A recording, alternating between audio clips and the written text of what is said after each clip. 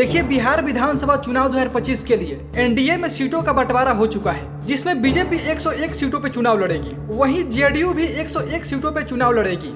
LJP-are जो चिराग पासवान की party है, इस बार ये पार्टी 29 सीटों पर चुनाव लड़ रही है। उपेंद्र कुशवाहा की पार्टी आरएलएम 6 सीटों पर चुनाव लड़ेगी और जीतन राम मांझी की पार्टी हम वो भी 6 सीटों पर चुनाव लड़ने वाली है। और अगर हम पिछले चुनाव 2020 की बात करें तो बीजेपी ने 110 सीटों पर चुनाव लड़के 74 सीटों पर जीत हासिल की थी। वहीं पर जेडीयू 115 सीटों पर चुनाव लड़ी थी और मात्र 43 सीट ही निकाल पाई थी। वहीं पे उपेंद्र कुशवाहा, जीतन राम मांझी और चिराग पासवान की पार्टी की कहानी कुछ अलग ही थी।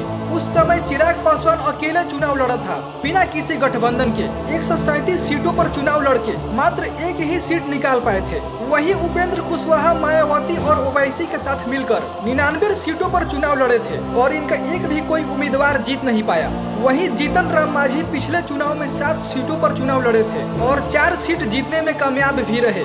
लेकिन इस बार क्या होगा? एनडीए की कौन सी पार्टी सबसे ज्यादा सीट निकाल पाएगी? कमेंट करके बताइएगा। जय हिंद।